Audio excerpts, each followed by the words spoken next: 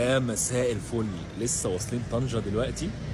احنا في يعني قريبين من السفارة الفرنسية هنا، ودي حاجة هنا معروفة جدا.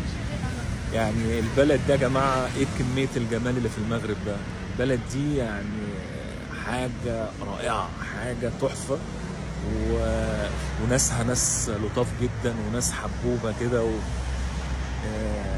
قسما بالله المغرب دي احلى من اوروبا. ايه كميه الجمال اللي في البلد ده يا جماعه. انا ما تخيلتش ان هي هتبقى حلوه كده. انا قلت اجادير حلوه، بس لما جيت طنجه برضو رهيبه. لا لا لا لا، البلد دي فيها روح وفيها جمال اللي ما جاش المغرب فايته كتير جدا.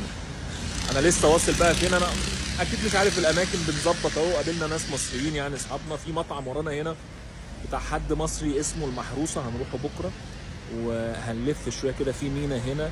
وبيقولوا لي المكان اللي انا فيه ده تقريبا تلت ساعه وابقى في اسبانيا. فلا لا لا لا، قصه بقى. يلا سلام.